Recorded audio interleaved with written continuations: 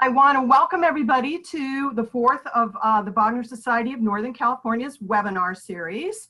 And thank you for sharing your time with us today. I think you're in for a real treat today. We're welcoming from Adelaide, Australia, Maestro Nicholas Braithwaite. He's in many time zones ahead of us. It's morning in Australia right now, Sunday morning to be precise. I also want to thank our former board members, but current members, Glenn Gould and his wife Bunny Loudon, who introduced us to Maestro Braithwaite. Glenn is an aficionado of rare recordings, and that is something that the maestro is becoming known for now in his recording career. A little bit of housekeeping before we start the interview. Please use chat if you have concerns, technical concerns. We are reserving the Q&A function for questions at the end of the program. We will answer as many as we can. Sometimes people ask the same questions. So for technical concerns, use the chat icon, and for questions, please use Q&A. I also want to thank our producers, our co-producers today, Kate McKinney, who is handling the tech side, and Emma Popek, who will be running the program for us today. Thank you very much. They're very hardworking behind the scenes to try and have the best webinars possible, and I thank them too.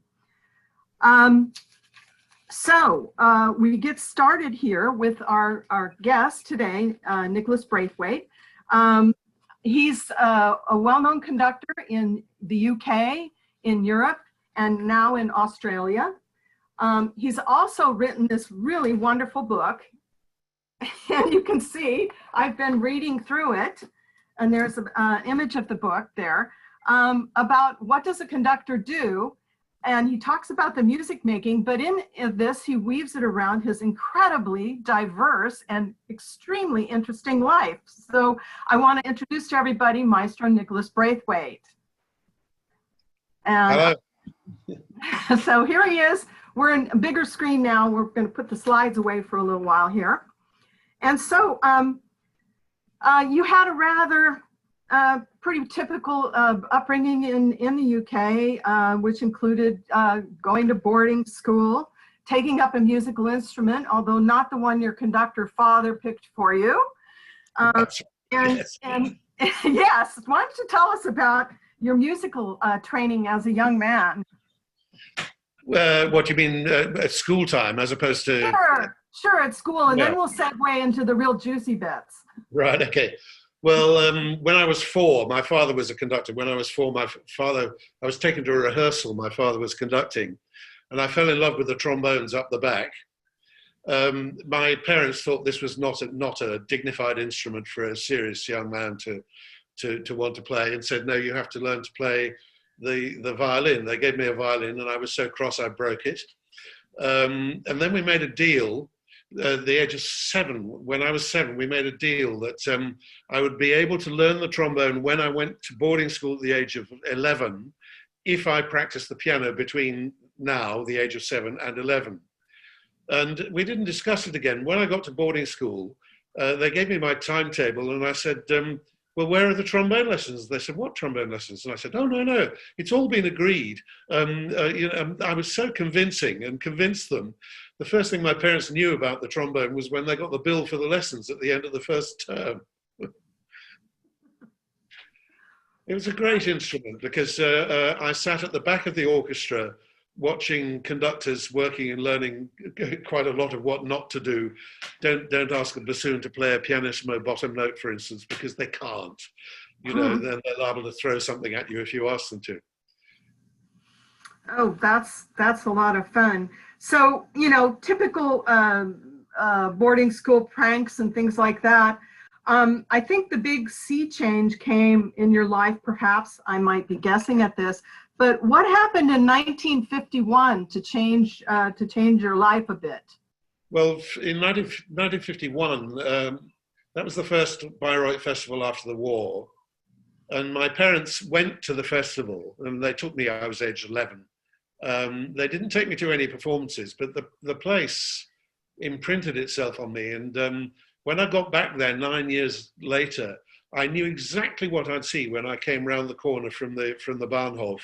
And I knew that there was this 1 mile long road up to the Festspiel house at the top, with trees 300 feet tall each side of it. Of course, I was much shorter in 1951 than I was in 1960.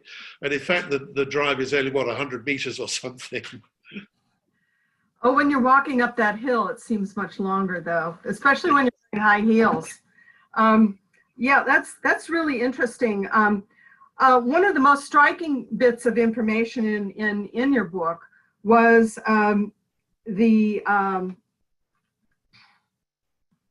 happenstance. I mean, you were you made it into the Royal Academy, and in your book you say there wasn't much in the way of conducting lessons or instruction. There was somebody there teaching it, but it really wasn't what you felt was very meaningful.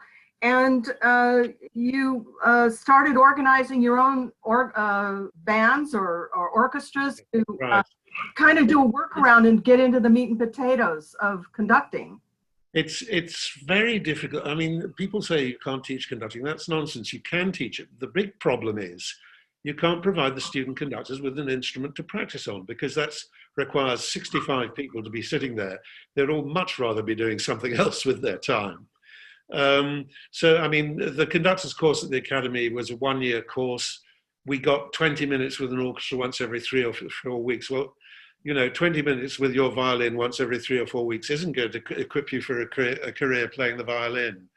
So it was really, really very hard to get any experience. So 3 of my colleagues and I, we decided to form our own orchestra, and we got we just blackmailed our fellow students into coming and playing for us, and that gave us a bit more conducting experience.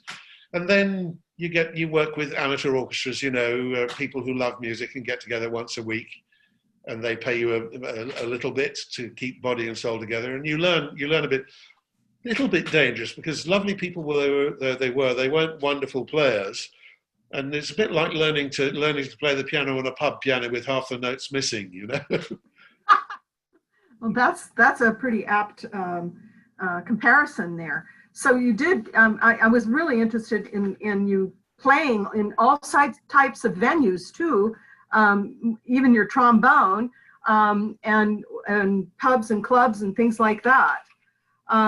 It's all quite interesting, and I you know, something I never realized, that there really wasn't that much in the way of conducting training.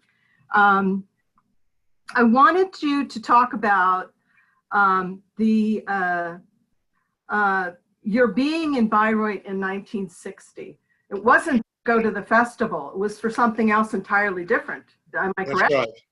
Well, I actually wanted to go to the festival, and there was a way of doing it, which was by taking part in the Jeunesse Musicale, the Youth and Music Festival that was held in Bayreuth for 2 weeks during the time of the festival. And I went with a group from the Academy in London. We played the Stravinsky's Soldier's Tale in the Margrethen Opera House, you know, the 18th century opera house in the center of the city. Right. And one of the perks of that trip was that I was able to get a ticket to a performance at the festival. And as it happened, I was up there, up at the festival house one day wandering around, and I bumped into a singer called David Ward, who was singing The Night Watchman in Meistersinger. And my father had been very helpful to him at the beginning of his career. And he said to me, "Oh, you're a member of the masterclasses, aren't you?" And I said, "The what?" And he said, "Yes, Friedelind Wagner's masterclasses." I'd never heard of them. And he said, "Oh," he said, "well, you should meet Friedelind. That she's on the left in the picture there with her mother Winifred on the right." And then the next day I met him, and he said, "I've arranged an audition for you." And so I went and had an audition with Friedelind Wagner, and I really don't know why, but she accepted me into her masterclasses. And from 1961, I was a member of the masterclass until they finished in 1966. I went every summer.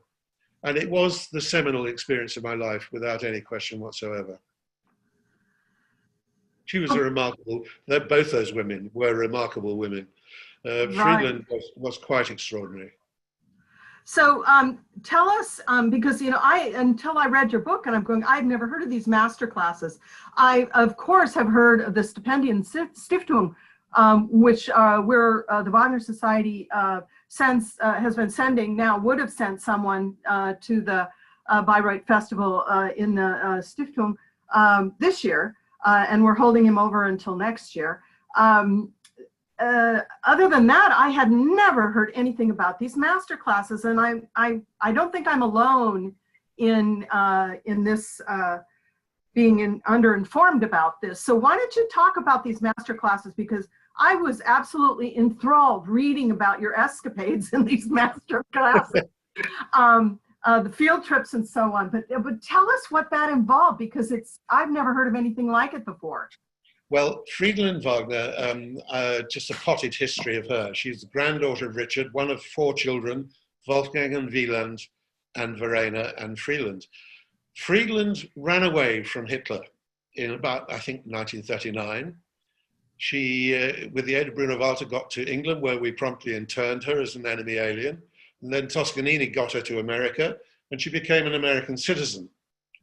After the war, she came back. As you know, the Americans captured Bayreuth, and there was no way they were going to let Winifred have anything to do with running the festival anymore. So they said to Friedelind, would you like to have the festival and run it? Friedelind, who was, I think, the most amazingly honest person I've ever met in my life, and a woman of incredible integrity, said, yes, I would love to, but only if my brothers agree. And you can imagine that she got a big raspberry from her brothers. She shot herself in the foot every second day of her life. Wonderful woman she was. And but the setup after the war was, as I say, nobody was going to let Winifred anywhere near running the festival. So the setup was that the 4 grandchildren should run it. Verena had no part in it. Wolfgang and Wieland hated each other, but if they needed something and could get Friedelind on side, they were 2 against 1. And that way, Friedelind managed to get the master classes started, and by playing them against each other. And she got the master classes started in 1956. And they ran for 10 years until Wieland died, when Wolfgang then just simply threw Friedelind out. Most of the students each year, there were about 20, 25 students. They were everything to do with putting on an opera except the orchestral players. They were coaches, directors, conductors, singers, designers, they would 20 of the 23 of them out of the 25 would have been Americans mainly, because that's where Friedelind got most of her funding. And it was the most wonderful, it was my road to Damascus. It was the most extraordinary experience. We sat in the pit for performances, on the side of the stage for performances, on the steps at the side of the auditorium for performances. We sat in rehearsals. We had classes from Wieland, from Rudolf Kempe, and then Friedelind was a really holistic view of the arts. And for instance, we went on an Ausflug up to Berlin to the Komische Opera. We had classes from Walter Felsenstein. He came and worked with us one day. He started at 10 o'clock on a Goethe's aria from Freischutz. We worked until 10 that night, and we hadn't got beyond the recitative. It was amazing. Intensive to say the least. Yes. That was what Felsenstein was noted for, was this just interesting thing. There's a singer whom you might have heard, Ella Lee. She was African American and from Los Angeles, or later in life from Los Angeles. She was involved with an opera company in Los Angeles, and she died fairly recently. She got engaged by Felsenstein, and she sang Tatiana in Midsummer Night's Dream, but she also sang Tosca there. She, the Scarpia, and the Cavaradossi had done Tosca before. His production of Tosca, he rehearsed it for 6 months. Oh my goodness. 6 months. And he would not schedule a first night until he felt it was ready. Goodness. I mean, and if the third spear carrier from the left fell sick, he didn't put on an understudy. He changed the production for the night. My goodness. It was extraordinary world. Yeah, I think you mentioned, or I read it, one or the other, that Friedelind had really aspired to be a theater director, an opera director herself. Yes, that's the thing she would have loved to have done above all. She did direct Lohengrin once in Bielefeld, I think the end of the 60s or maybe in the 70s. Mm-hmm. She was incapable of compromise, Friedelind. So that makes it quite hard to make a career as an opera director, I think. Well, it sounds like Felsenstein. Yes. Managed it. Admired him so much. So you also went on and worked in studying the craft of being an orchestra conductor in Vienna. Why don't you tell us a little bit about that? Yes, okay. I went straight from, in '61, I went straight from Vienna, from Bayreuth to Vienna. And that was really interesting. I've never forgotten seeing Wieland Wagner's absolutely magical production of Meistersinger at Bayreuth, with Act 2, which just the scent of Johannes Tag was fantastic in the Act 2 scene of the town square. And I got to Vienna, and they had a traditional production, with all these medieval houses. The trouble is, every time somebody shut a door, the walls flapped because they were made of canvas, and it just didn't work. Anyway, I went and spent then 2 years studying in Vienna.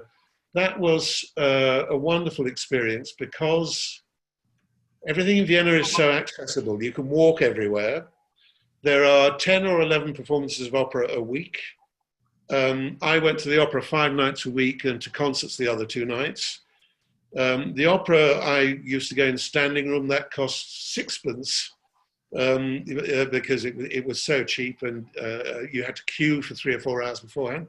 That didn't worry me a lot. And I went to all the concerts, including all the Karajan concerts and the Vienna Philharmonic concerts that have been sold out for 60 years. I walked in through the artist's entrance and out through the pass door and bribed the usher to let me stand in his area. And I stood 20 feet from the face of Karajan, Karl Böhm, Scholti. I sang Beethoven 9 with Karajan and the 4 Sacred Pieces with Giulini. That was a wonderful exposure. Oh my goodness. It's just tantalizing to hear you talk about it. Really quite wonderful. One of the things you asked me to talk about was something that was very dear to your heart, and that's music camp. Oh, yes. Well, could you tell us a little bit about music camp? Well, music camp, yes, that's a picture of music camp. You can see the sort of leftmost of the large buildings is a barn that we all built. I should go back to the beginning. Music camp was started in about the 1930s by a student of physics at Cambridge, who every summer holiday, he was an amateur, he was a violin player. Every summer holiday, he and a string quartet would go down to Devon, camp in a field and serenade the cows, playing string quartets for the entire summer holiday. And this evolved into something where they hired a barn in the middle of the field for 2 10-day periods, one in July and one in August each year. And everybody, amateur musicians from all over the UK, would come and camp in tents in the field. And in the barn, they'd play symphonies and operas and everything. And people like Colin Davis, me, Andrew Davis, many other people started their careers at this music camp. It was a combination of the very best amateurs with professionals who were beginning to make their careers. I started there conducting in '64. I think I did a couple of things. And then from the late 70s, well, in the 60s, we built that barn. And then from the late 70s, we decided we wanted to do concert performances of Strauss and Wagner operas. So for a weekend, usually in July, sometimes in September, for 40 years, orchestral musicians would come from all over the UK, live in tents, be woken up in the morning by Siegfried's horn call to go and have breakfast. And we would rehearse, we'd start rehearsing on Friday night, and by Sunday afternoon, we'd do a concert performance of a couple of acts. That's the inside of the barn. And that is Andrew Shaw. You see, we had wonderful singers, because for the singers, it was a great opportunity to learn and try out the roles. And that was Andrew Shaw singing Alberich with us just before he went off to sing it at Bayreuth with Christian Thielemann. Susan Bullock sang Kundry with us. Richard Buckley Steele, who I had done Magic Flute, Tamino with, I met him in the street one day, and he said to me, look, he was thinking of trying the Wagner repertoire, but he was a bit nervous about it because it's a huge step for a singer. So I said, well, come and do it with us. And he came and sang Tristan and Siegfried with us and that. He convinced himself that it was the right repertoire for him, and I'm sure you've all heard him since in that repertoire.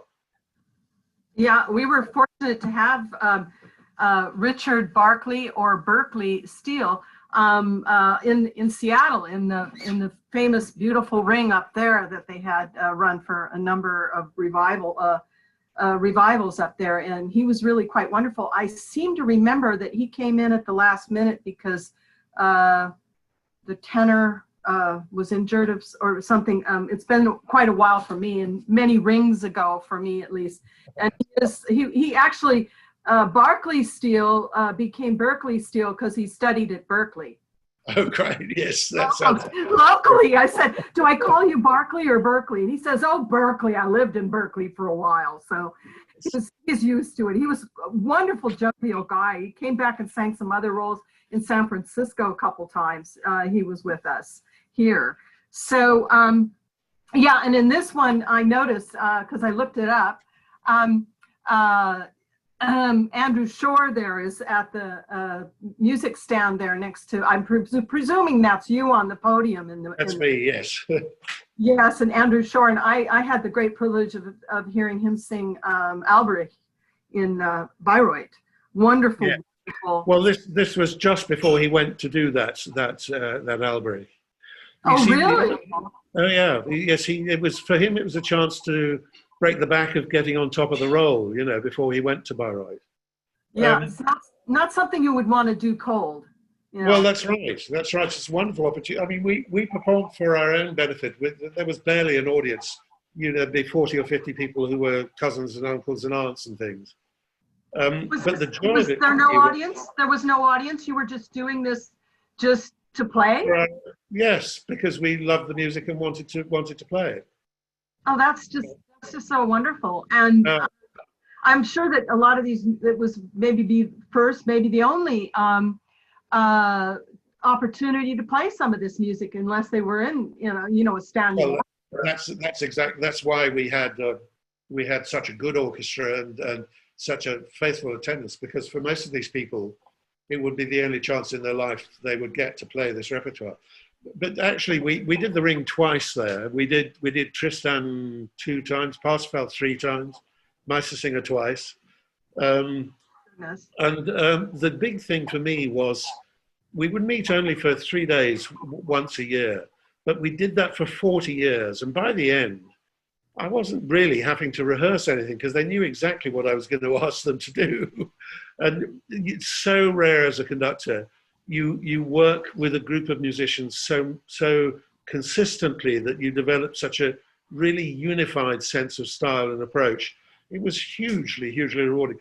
If anybody listening is interested, if you go to my website, you'll find on the media page, there's a couple of recordings taken from these weekends. It is an amateur orchestra. There are train crashes.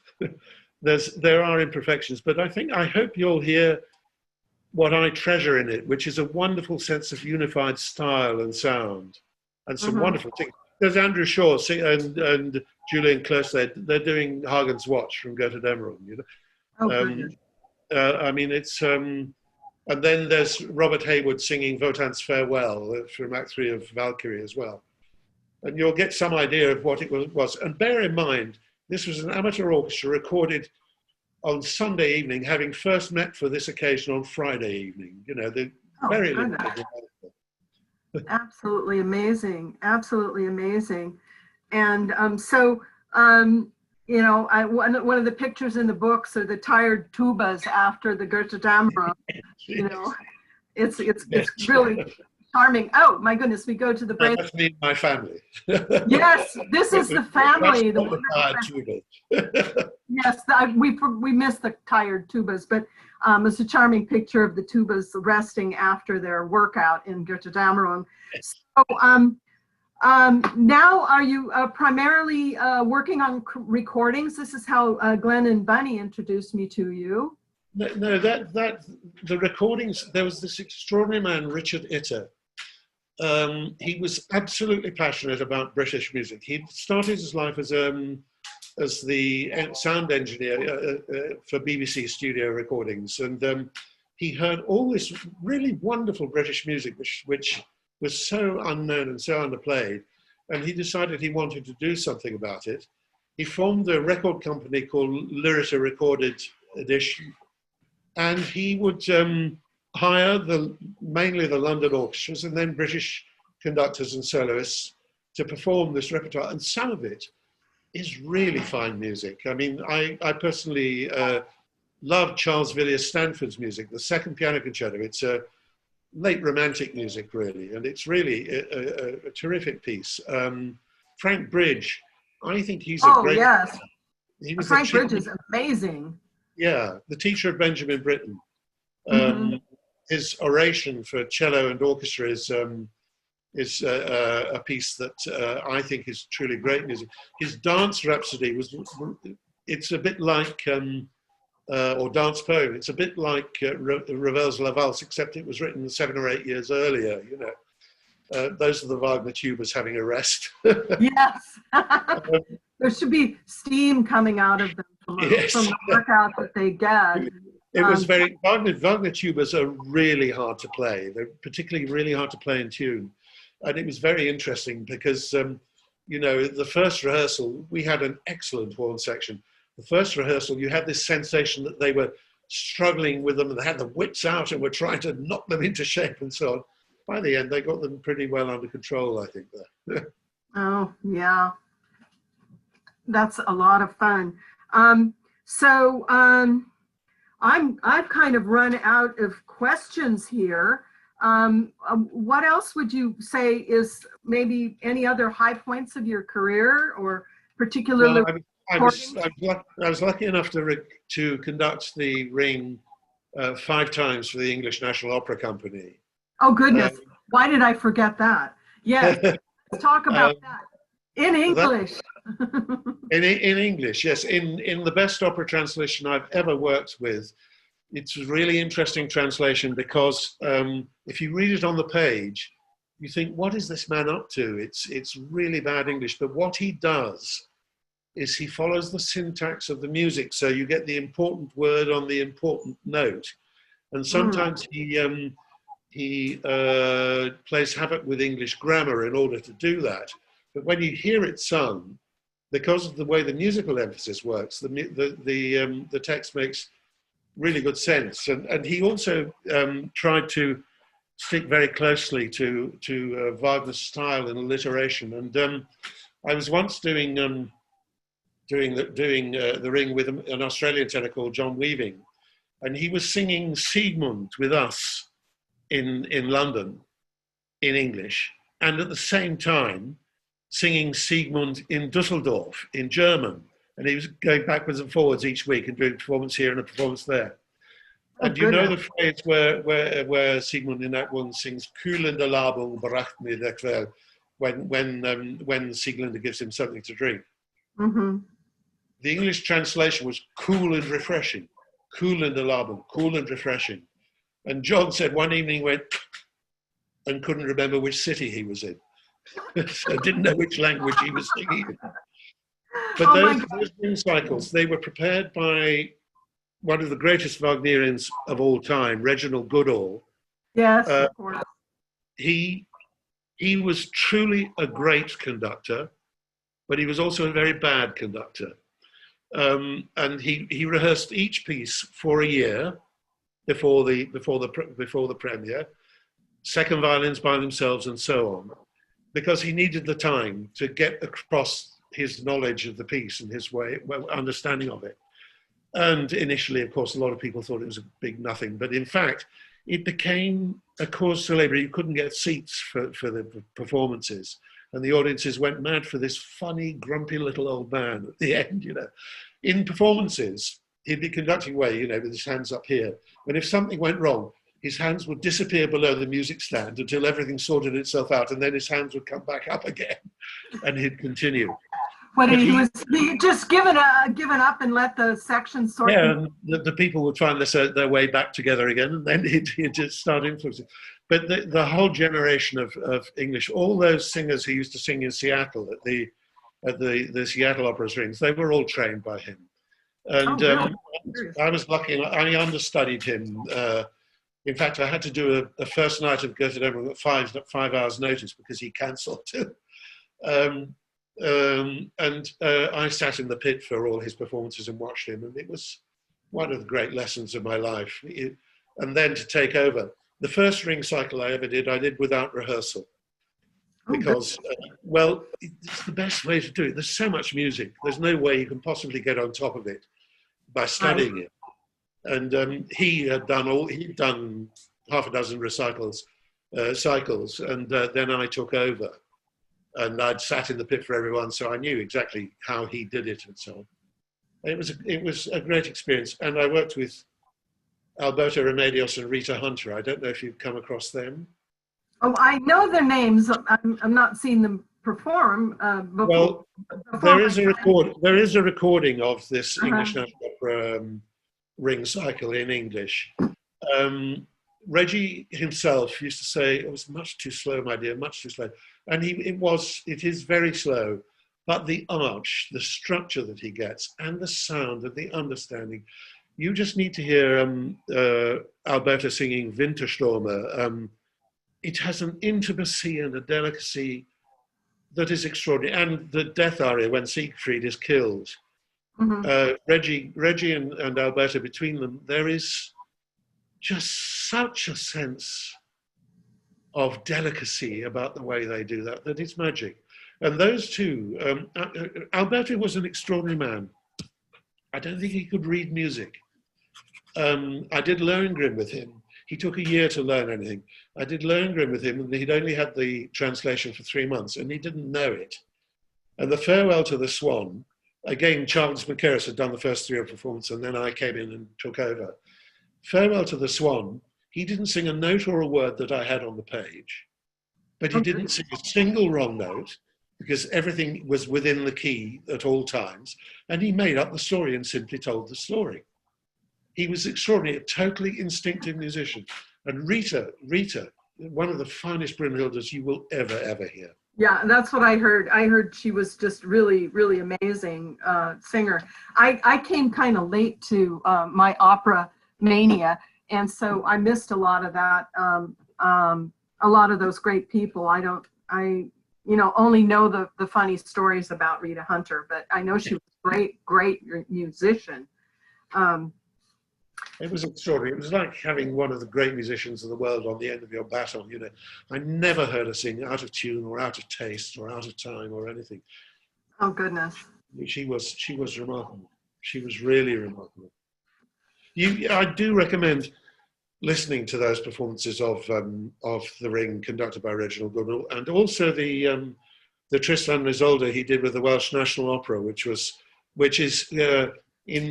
it's from his point of view slightly more successful because he's not, his tempos are more less liable to be a bit slow.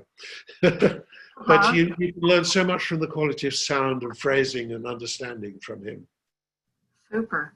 That's who were the principals in the Tristan and Isolde that he did with Welsh? Linda Esther Gray was the Isolde. Okay, that's the one I know about. I had a wonderful friend. He's sadly died unexpectedly, and he was absolutely besotted with Linda Esther Gray because, and then he gave me recordings of her Tristan and Isolde, so I have them somewhere here in the mess. And I remember hearing it, and I'd never heard a more lyrical, feminine, voluptuous voice in the role before, or probably even since. Every bit of it was just so emotional, so urgent, so earthy. Just really quite lovely, really lovely. Again, you see, the ring cycle with Reggie, he taught every one of those singers every note of their roles, except Norman Bailey. He'd sung it before. Not one of them had sung it before. It was the same with Linda Esther Gray. She had never sung it before, nor had John Mitchinson sung the Tristan. And Reggie coached personally for months and months beforehand. That's why the performances are so good. You know, you hear a ring at Bayreuth, and you'll hear the Stuttgart Siegfried and the Munich Brunhilde and so on. And, you know, they have one musikalisches Verständigungsprobe, and then they go on and they sing it. And there isn't that sense of musical unity, which Reggie was able to deliver to us. Yeah, it's really amazing. Some of those, I mean, you know, and people say, oh, it wasn't in English. Okay, well, get over it. Listen to it. And listen and feel it. Not only get over it, Wagner wanted his operas to be performed in the language of the audience. A good point. Absolutely a wonderful point. And so on. You've got a picture on the wall behind you of our Yes. friend. Could you tell us about that picture? Well, that's actually my favorite picture of Wagner, because it has so much interest in it. You're never quite sure if he's smiling or frowning. I can't actually remember who it's by now. I did know, but I'm getting old and I've forgotten. But it was given to me by Friedelind about the time she went to live with my mother. And my mother, you know, of course, Winifred Wagner was virtually Nazi Party member #1. And my mother said to Friedelind, "You're very welcome to come and live with me, but that woman shall never cross my hearth," you know. And Friedelind said, "Fine, fine, fine." But Friedelind arranged performances during that time in London of operas by her father, by Siegfried Wagner. And of course, Winifred came over from Germany to come to those performances. And of course, my mother got to meet her quite often. And then when Winifred died, there was an article in the Times newspaper written by Bernard Levin, who's a wonderful columnist, and it was headed, "Antichrist is dead." And my mother said, "Oh, he shouldn't say that." Winifred was the most extraordinary part. She was Nazi Party member #1, or very early. I have no truck with the Nazis, please don't misunderstand me. But she was Winifred was an extraordinary woman, a dry wit, iron will, interesting woman. She said, "Oh yeah, I was the only Nazi left in Germany after the war." Because everybody else refused to admit they'd been part of it, you know? Right. That's so true. Yeah, I just remember, you know, people that don't like some aspects of Wagner, and I don't think it was ever more closely looked at and humanely handled as Father Owen Lee did when he wrote his book, The Terrible Man and His Truthful Art. Read that. I could read that. You have to put that, pardon me? I haven't read that. I should read that. Oh, it's wonderful. I think Father Lee died recently. He did wonderful bits for the Metropolitan Opera, you know, explaining the backstories and so on, always recorded. He was up in Toronto or Montreal. He was up in Canada, but he was one of an early guest of our society when he was here teaching he had a sabbatical and he took a teaching position at St. Mary's College, which is a few communities over from here. And he came and talked to the Wagner Society. And when he was done, they had a meal and he sat at the piano and played show tunes and everyone sang along. So right. There you have it. A real music lover. Well, let's see, where are we? I see that we've got a lively bit going on with our Q&A. Was there anything else you think you can add that would, before we turn it over and unleash the hounds, as it were, and ask questions? Well, the one thing I'd actually like to talk about a little bit is I'm sure you have seen the Patrice Chéreau ring from Bayreuth, the 76 Oh, production. absolutely, absolutely. Now, to me, that I saw it in 1980, the year they filmed the TV version of it, and to me, that is the best production of the ring I have ever seen. It. Yeah. The problem with the ring, it's like the Statue of Liberty. If you stand on one side of it and talk to somebody who's standing on the other side of it and describe what you see in front of you, they say, what are you talking about? Because it doesn't look like that to them, you know. The ring is a huge, great thing, and it reveals itself to the person who's looking at it at that time. And so you can't hope in the ring, in a production of the ring, to achieve a complete presentation of it. What you can hope to do is illuminate it from various points of view. And I really think that Chéreau production did that superbly. I haven't yet seen the Met production. I'd love to see that. And I will do.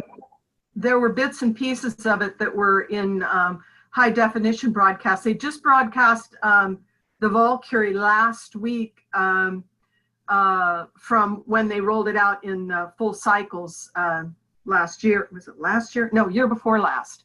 And it was quite wonderful because I was especially interested because the Brunhilde has been a friend of mine for many, many years. Well, since she was just a young artist at the Met. And so it was, for me, it was just the epitome of my Wagnerianism to go see one of my good friends singing Brunhilde. It was just, yes. Couldn't be better. And they improved that that mechanical ring with the planks going up and down. But I think they resolved all of their problems. A brilliant conductor, Philippe Jourdain, wonderful singers. Everything was just firing on all cylinders, and it was really something to behold. I will say that the Bayreuth Festival is doing Festival at Home because they couldn't in real time, and they will be screening all of the operas of the Chéreau ring. Oh, really? Oh, right. Yes, they are through the DG. Oh gosh, now I'm not going to remember what it is. Through Deutsche Grammophon is supporting the background ground of it and the platform it's broadcast on, and it's only like 4.9 euro to pay for each one of them. So yeah, and so look it up. I'll send you a link. And you can go. It's just incredibly. Right now, they're showing the more recent one, the Frank Castorf ring. Oh, I went there in 2017 and saw that ring. It was just awful. People said it should be called the cast-off ring. You know. After the Rheingold, in the Rheingold, the top half of the stage was a screen, a cinema screen. And all through the opera, they had 3 TV cameramen walking around on the stage amongst the actors filming it. And they projected that up there. So the next day, I went out to the local shop and I bought a baseball cap with a great big peak so that I didn't have to see the screen. I sat there watching that. The singing and the conducting and the playing were superb, but it was... I mean, at the end of Siegfried, basically I watched the whole thing with my eyes closed, if you see what I mean. But at the end of Siegfried, it was sounding very good. So I opened my eyes at one moment, opened one eye, to see the woodbird being consumed by a crocodile. So I closed my eyes again. You know? Yeah, it's a little difficult. To look at some of these things. I mean, I saw a Tannhäuser there that I won't even describe what happened, but it was so abhorrent. I'd never seen the likes of it before or since. It really didn't add anything to the story or the mystique or even a deeper understanding of myself, other than I don't want to see anything like that again. You know, I understand quite well. The whole point of these things is that they should enhance your understanding of the piece, and through that your understanding of life and the universe and everything, but they have to be relevant to the piece. I saw the Berikowski Meistersinger in 2017 too, and I thought that was really, really interesting and superb. Very different, very daring, and in many ways departing a lot from what was on the page, but also quite clearly springing from it in order to show you something, you know. Yeah, and I was quite the thing I really loved, sorry, let's just say the thing I really loved was at the very beginning, the curtain went up during the overture, and you were in the main room in House Wahnfried with the piano there and the whole Wagner family, that famous photograph. And at one point, Wagner goes over to the piano, and no, Liszt goes over to the piano and starts playing the overture. And Wagner goes over and says, no, not like that, like this. And then the piano lid comes up, and all the characters of the opera come out of the piano. It's a metaphor for what the production was about, you know? Precisely. And I found that whole thing just absolutely delicious. I just enjoyed it so much. And I wanted to watch it again and again and again because there were so many levels. And as it developed, you know, it had a political and religious underpinnings as well, which, you know, well, Wagner famously said, you know, Kinder macht Neues. So, you know, yes. Yeah. Take what I gave you and you make something of it. And yes, absolutely. Sometimes, you know, there's things we like and there's things we don't like. And that's thank heavens for that, really, because if there aren't things you don't like, then nobody's trying hard enough. Well, yeah, that's a really, really good point. So, okay, so I think it's about time for us to look at a few of the questions. And here we have Sunset at Adelaide. I want to say we opened up with a lovely slide, which was a photo that the maestro took from his recent vacation. And this one is one from the book. I'm sure, we could have probably gotten a better copy of that. But this is a view of the sunset from where he lives now. So he conducts off into the sunset as if it was a spaghetti Western. So I'm going to go look at some of the Q&A. So people, if you'd like to put some Q&A out there, let's see. How has the ring evolved in Australia? That's a really good question because I know you were just supposed to have one there now. But that's right. Well, the first time the ring was performed here was, I think, 1998. And it was here in Adelaide, done by this extraordinary little opera company we're having. They put on the ring with a staff of 4. The entire administration of the opera company was 4 people, and they put on a ring cycle using the Adelaide Symphony Orchestra, which is a world-class orchestra. And it was a production brought in from Le Châtelet in Paris. And then after that, it was 4 years later, was it? 2002, something like that. 2004 it was. Again, our local opera company put on their own production, and I have to tell you, it was directed by Elke Neidhart, who's Australian. She was obviously born German, but she emigrated here, an opera director, emigrated to here.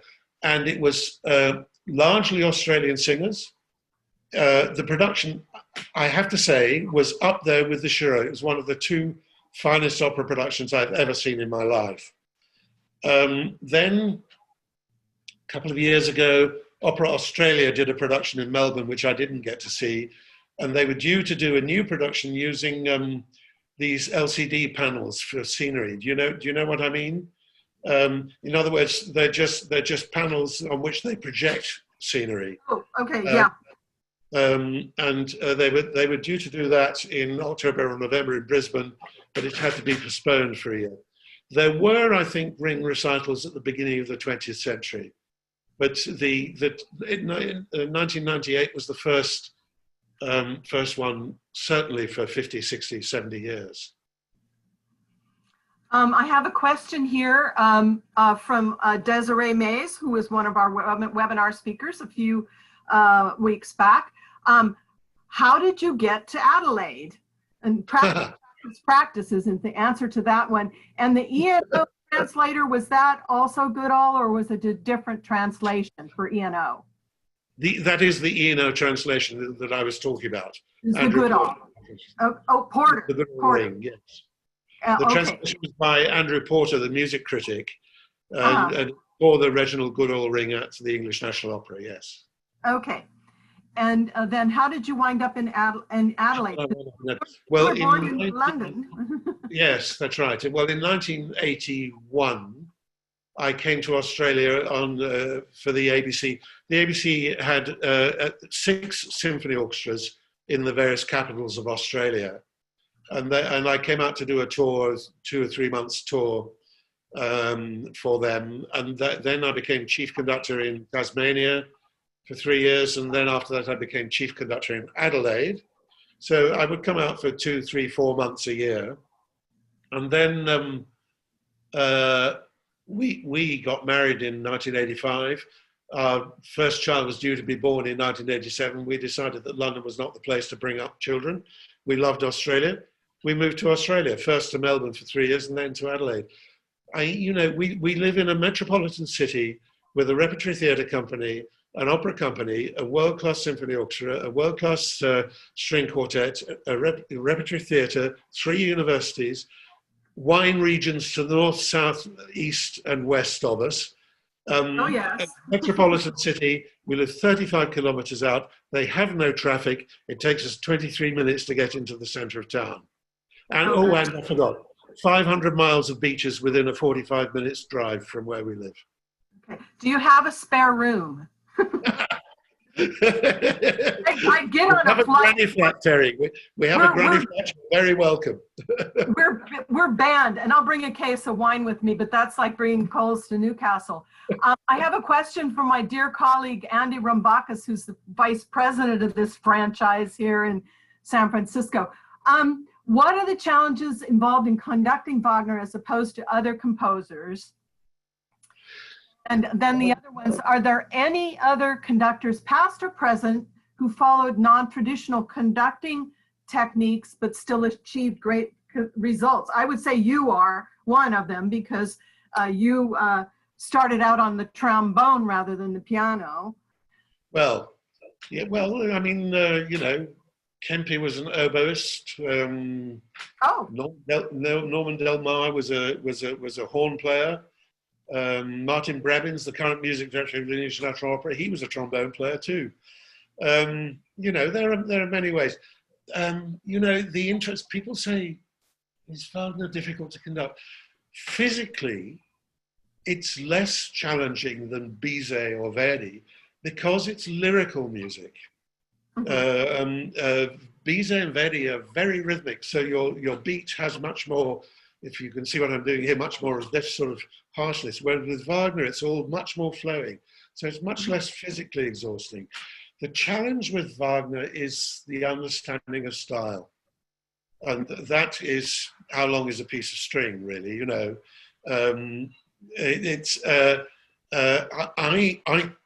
Well, here's something that blowing my own trumpet, if you like.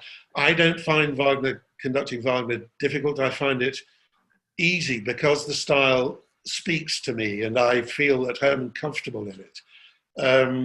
I find other composers, I mean, for instance, I couldn't conduct Bach to save my life. Great, great, great composer though he clearly is. It's about affinity, I think.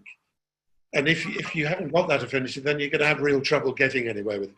It's not as such difficult to conduct, technically.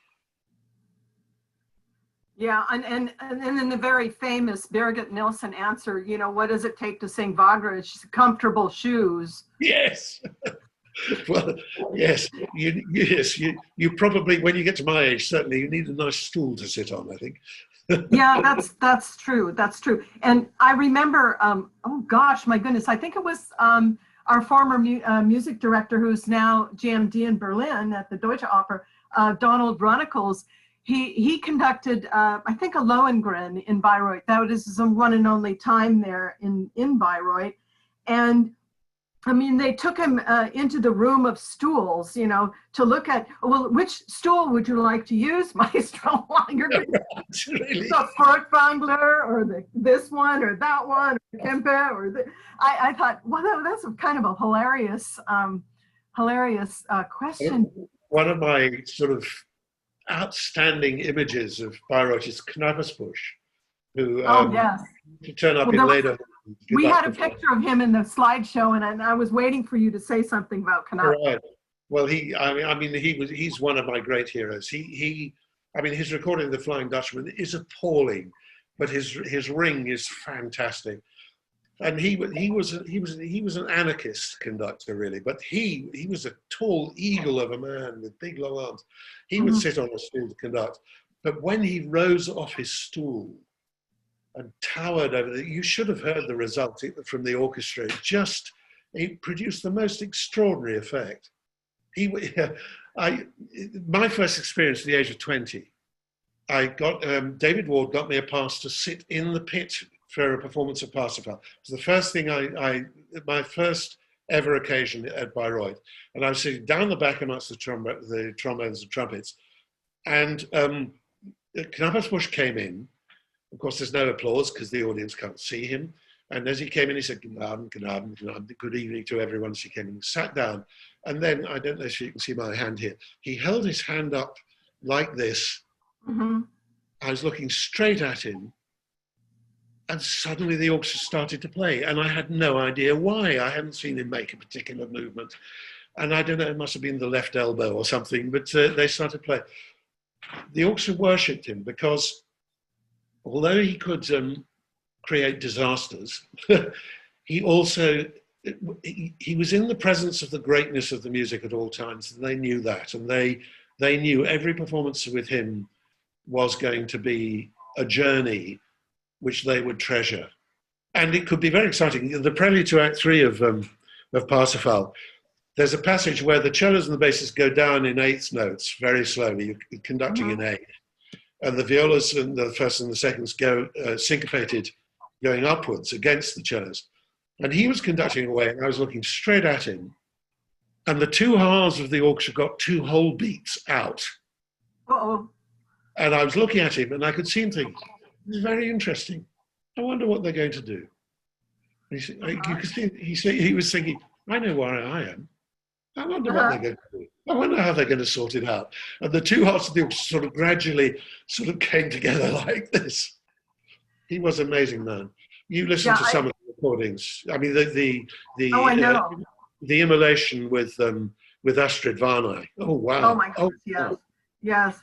I know some of those older recordings. It's like you go back to a different time because the style of singing, of course, has changed over the years. But there was such an earthiness about a lot of them. And also with Knappersbusch, it was like this, he was like a mystic. There was this mystical thing going on there in the pit with the orchestra. I had I kind of get the same feeling when I listened to Kleiber conduct. Just something in another way. It's quite interesting. Yes, absolutely. Have you seen that wonderful clip of Kleiber conducting Rosenkavalier? The camera's looking straight at him, and somebody does something wrong, and you see Kleiber stabbing his chest. Oh, I don't see that. I have that DVD of that performance, which is an absolute favorite of mine. It's just so gorgeous. Everything. Is that one with my favorite Flott, Felicity Lott? Flott, yes, and Flott even she gave a recital here. Oh gosh, I guess it was about 10 or 15 years, and we were filing into it because I said, well, I gotta go see this. I had not seen her before, and she's walking in, and there were two guys behind me. They were saying, well, I'm coming because he told me to come. He said this is really special, and I go, you're in the presence of a legend. Just relax. And she was wonderful. I mean, she was, the bloom was off the rose. I mean, she wasn't the 17-year-old Marschallin anymore by any means, but whoa, her way with the text and her sense, her earthy sense of the text and the communicative quality she had was just unbelievable.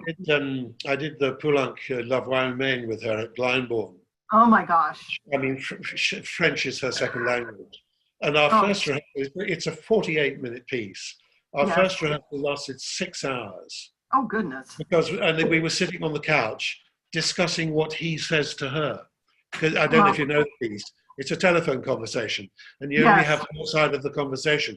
But the orchestra does onomatopoeic interruptions. Right. So I, as the conductor, have to know what I'm saying to her. Right. It's kind of like when Charlie Brown's Woodstock starts talking or something. Yes. Do I have another question? Oh, someone asked for the name of your book And I will answer that question. And we already answered the question about the Ring libretto. The book is, and you can get it on Amazon. So what does a conductor do? The people, places, and the music making. And it's got a picture of the maestro on the front of it. It's available I got it quite quickly on Amazon. And I'm telling you, it is a wealth of information and just absolutely incredible. I want to thank you for your time today. It's really wonderful to have you with us and having to get up maybe a little bit early. And we're just delighted to have you as one of our pleasure. Thank you for inviting me. And our thanks again to Glenn and Bunny for introducing us to this wonderful gentleman.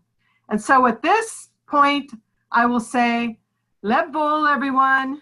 Leb vol, maestro. And then I also want to note that our next webinar is on September 2nd with our local maestro, Jonathan Kuhner, who will be talking about Das Liebesverbot, No Love Allowed, which was scheduled to be performed by Pocket Opera, and I think it's been postponed again to 2021, but it's worth talking about. And then in October 24th, we'll have Simon Williams with us again, and I think Simon Williams was in the audience today. He'll be talking about, I didn't get the title up on today, sorry about that, the medieval underpinnings of some of Wagner's operas, and he'll trace them through the medieval sources into Wagner's works for us. He's always very interesting. So thank you everyone and all, and we'll see you next time.